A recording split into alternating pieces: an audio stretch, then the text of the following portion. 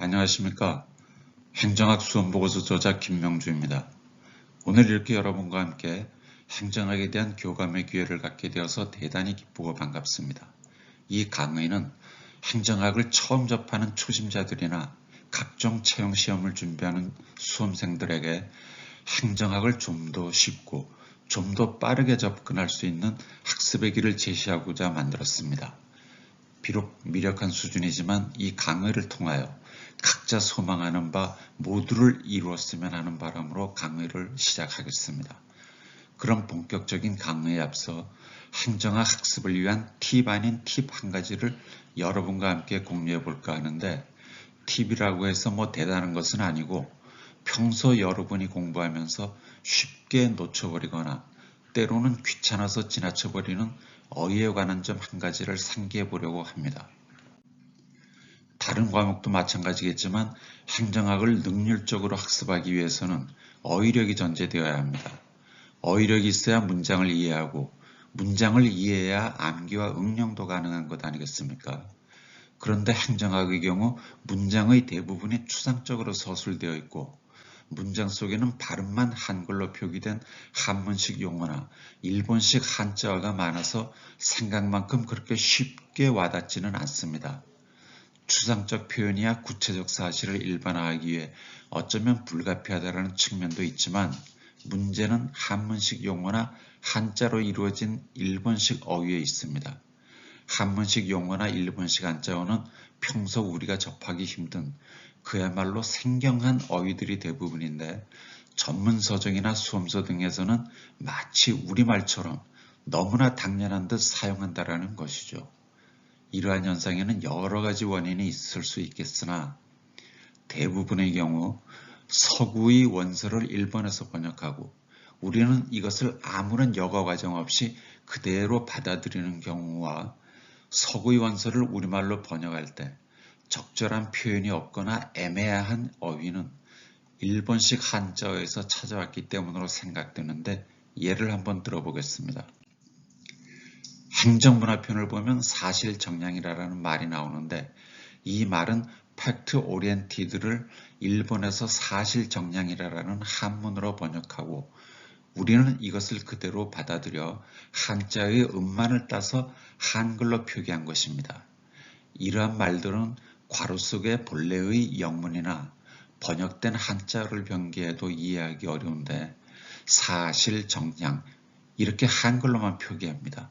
그리고 그 뜻을 아무도 알려주지 않습니다. 예로 든 사실정량이란 한자로 구성된 일종의 문장입니다.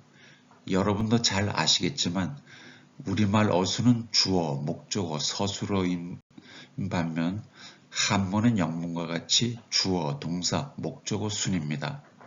따라서 사실정량에서 사실은 주어이고 정은 결정하다라는 동사이며 향은 정책방향이라는 목적어입니다. 그래서 한문의 어순에 따르면 사실이 결정한다, 정책 방향을 이라는 말이 되고, 우리말 어순으로 바로잡으면 사실이 정책 방향을 결정한다가 됩니다. 이것을 좀 더 행정학적 의미로 표현한다면 객관적 사실이 정책 방향을 결정하는 제1의 기준이다 라고 할 수 있습니다. 한 가지 예를 더 들어보겠습니다.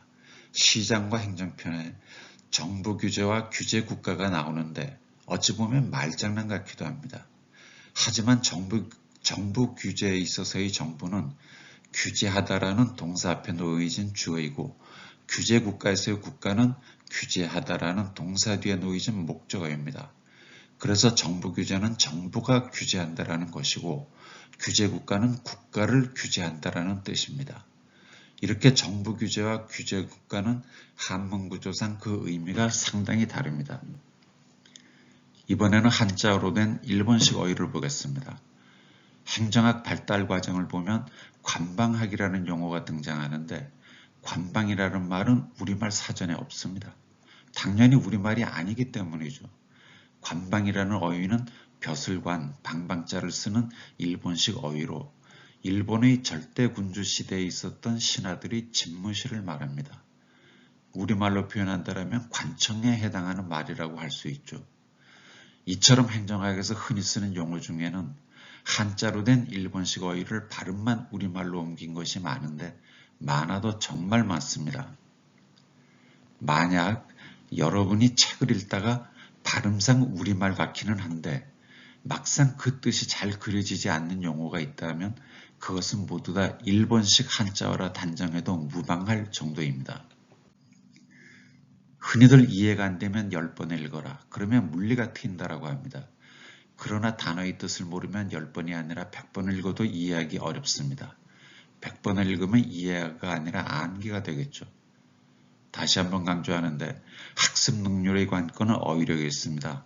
만약 여러분이 책을 읽었는데 머릿속에 남는 게 하나도 없다거나 문장의 토시 하나만 바꾸어도 이것이 맞는 문장인지 틀린 문장인지 확신이 안 선다면 교묘하게 자신의 어휘력을 의심해 보십시오. 그리고 천천히 문장을 살펴보면 분명 모르는 단어가 있거나 아니면 안다고 착각하는 단어가 있을 것입니다. 그러면 그 어휘부터 확실히 정립하고 나서 다시 책을 읽어보십시오. 여러분의 이해의 폭과 학습 능률이 많이 달라질 겁니다. 행정학 수험 보고서와 본 강의는 바로 이러한 점에 역점을 두고 나름대로의 시각에서 구성하였다는 점을 말씀드리면서 본 강의가 여러분에게 작지만 그래도 의미는 있다라고 할 수 있는 그런 시간이 되었으면 합니다. 강의 순서는 원칙적으로 행정학 수험 보고서 체계를 따르는데 교재 없이도 수강이 가능하도록 매 단원마다 강의의 핵심 사항을 제시해 놓았으니 시간과 장소에 구애됨 없이 늘 여러분 곁에 두고 이용하셨으면 합니다. 행정학의 전체 내용은 총론인 행정학 이론이 있고 강론으로는 행정은 플랜 두 C의 순환 과정이라는 관점에서 플랜에 해당하는 정책론, 두를 위한 수단인 조직론, 인사론, 재정론, C에 해당하는 환류 행정론, 그리고 자치행정론으로 구성되어 있는데 본 강의는 이들 중 제1단계 강의로 총론에 해당하는 행정학 이론을 12회에 걸쳐 올려드릴 계획입니다. 그럼 오늘 그 첫 번째 강의로 행정의 의의 그리고 행정과 법의 관계를 중심으로 강의를 시작하겠습니다. 행정의 의의입니다. 행정이란 말은 평소 우리가 스스럼 없이 사용하는 말이기는 하지만 막상 행정이 무엇이냐라고 물으면 머뭇거려지는 경우가 많습니다. 그러나 이 시간 이후부터 행정은 집행과 정책이라고 기억하십시오. 행정이란 집행하다라는 동사에서 행, 정책이라는 목적어에서 정을 결합하여 정책을 집행하다라는 뜻을 가진 말입니다.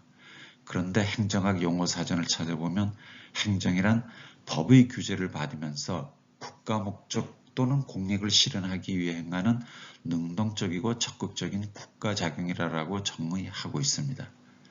여기에서 국가 목적 또는 공익이란 정책을 표현한 것이고 실현하기 위해 행하는 것이란 집행을 의미하는 것입니다. 그리고 그 집행은 국가가 하는데 집행하는 모습이 능동적이고 적극적이라는 것이죠. 결국 사전에서 설명하는 행정 개념은 집행과 정책을 좀 더 서술적으로 풀어 쓴 것에 지나지 않습니다. 이렇게 행정에 대한 개념은 학자마다 다르게 정의할 수 있으나 저마다 표현만 약간씩 다를 뿐 모두 다 행정이란 집행과 정책임을 설명합니다. 그런데 행정을 단순히 집행 플러스 정책이라고 한다면 다소 추상적일 수가 있어서 정책과 집행에 관한 구체적인 예를 들어보겠습니다. 법률 제19,702호인 자연재해대책법은 국가가 자연재해로 인한 피해를 복구하고 예방하기 위해 만든 법률인데 이 자연재해대책법을 행정법에서는 법률이라 부르고 행정학에서는 정책이라고 부릅니다. 그러니까 행정학에서 정책을 결정한다라고 하면 국회가 정책 관련 법률을 제정한다는 말과 같은 의미이고 정책을 집행한다라고 하면 정부가 법률로 이루어진 정책을 구체적으로 하나하나 시행한다라는 말입니다. 이렇게 행정학에서는 국회의 법률 제정을 정책 결정이라 하고 정부의 법률 시행을 정책 집행이라고 합니다. 이처럼 동일 사안을 행정학에서는 정책이고 행정법에서는 법률이라고 표현한다면 양자의 구별에 의문이 생길 수 있는데 행정학은 정책을 사실적 측면에서 접근하여 타당성, 합리성 등의 집행 사실에 초점을 두는 반면 행정법은 법률을 규범적 측면에서 접근하여 권리와 의무, 권리구제 등의 법률 관계에 초점을 둔다는 점에서 양자의 연구 대상은 서로 다르다라고 할 수 있습니다. 이어서 행정의 특징을 살펴보겠습니다. 먼저 행정을 정책적 측면에서 볼 때 행정은 공공성 또는 공익성을 지닌다는 특징이 있습니다. 일반적으로 기업의 경영 목적은 사익 추구에 있고 국가의 정책 목적은 공익 추구에 있기 때문에 행정은 공공성 또는 공익성을 띈다는 것이죠. 그리고 행정을 집행수단적 측면에서 보면 관리적이고 기술적이라는 특징이 있습니다. 행정은 조직, 인력, 예산 등과 같은 집행수단을 효율적이고 기술적으로 관리하기 때문에 행정은 관리적이고 기술적이라는 것이죠. 또한 행정을 집행과정적 측면에서 보면 공권력 또는 정치성을 가지고 있는데 행정은 집행과정에서 강제력을 수반하기 때문에 공권력과 정치성을 지닌다는 것입니다. 여기서 정치성은 통치성과 같은 의미라고 이해하시면 됩니다. 이렇게 행정에 관한 일반적인 개념과 특징을 보았는데 이번에는 행정학이라는 학문적 측면에서 행정 개념이 어떻게 변해왔는지 개괄적으로 살펴보겠습니다. 행정에 대한 그 이론적 개념은 행정관리설에서부터 시작하여 이에 대한 반론과 수정 등을 거치면서 발전해 왔는데 행정관리설이란 행정은 집행수단에 대한 관리기술이라고 보는 이론을 말합니다. 행정관리설에 따르면 행정은 관리의 원리로 작동하고 정치는 통치라는 원리로 작동하기 때문에 정치와 행정은 서로 분리된 개념이라고 주장합니다. 이러한 행정관리설에 반발하여 통치기능설이 등장하는데 통치기능설이란 행정은 정치활동에 포함된 통치기능이라고 보는 이론을 말합니다. 통치기능설에 따르면 행정과 정치는 통치라는 하나의 원리로 작동하기 때문에 행정과 정치는 서로 분리된 개념이 아니라고 주장합니다. 다만 행정은 정치에 포함된 개념이기 때문에 정치가 행정보다 우위에 있다고 합니다. 이러한 행정관리설과 통치기능설의 대립은 1940년대 이후 행정행태설과 발전기능설로 이어지는데 행정행태설이란 공무원들이 공통적인 행태를 통하여 집단행위의 법치성을 탐구하는 이론을 말합니다. 행정행태설은 행정관리설과 마찬가지로 행정과 정치를 분리하지만 여기에서 한 걸음 더 나아가 행정을 가치와 사실로 또다시 분리하여 이중 가치 판단은 정치의 영역이고 사실만이 행정의 영역으로 봅니다. 따라서 행정관리설을 정치행정이원론이라고 하고 행정행태설을 정치행정 신이원론이라고 합니다. 이어서 발전기능설입니다. 발전기능설이란 행정은 국가 발전이라는 목표를 위해 정책을 형성하고 집행하는 기능이라고 보는 주장입니다. 발전기능설은 통치기능설과 마찬가지로 행정은 정치에 포함된 통치작용으로 보지만 통치기능설과는 달리 행정이 정치보다 우월하다고 봅니다. 따라서 통치기능설을 정치행정 1원론이라고 하고 발전기능설을 정치행정 세1원론이라고 합니다. 이와 같이 행정관리설과 통치기능설, 행정행태설과 발전기능설 등은 행정이란 가치와는 무관한 가치 중립적이라는 인식의 바탕을 두었으나 1970년대 이후 행정은 가치를 중시하는 가치 중심적이라는 인식이 보편화됩니다. 이러한 인식 변화에 따라 새로운 개념의 학설이 등장하는데 정책과 기능설과 거버넌스설이 대표적입니다. 정책과 기능설이란 행정은 정책을 형성하는 기능이라는 주장입니다. 정책 형성은 그동안 정치 과정의 일부로 여겨왔으나 이제는 행정의 주요 기능으로 작용한다는 것이죠. 여기서 정책 결정이 아닌 정책 형성이라는 의미는 여론 형성이나 정부의 법률안 제출 정도로 이해하시면 됩니다. 여론 형성이나 정부의 법률안 제출은 정책 형성의 단계이고 국회의 법률안 의결은 정책 결정의 단계라는 것이죠. 그리고 거버넌스설이란 국정 운영을 정부와 시민 간의 협력적 통치, 즉 협치로 보는 설입니다.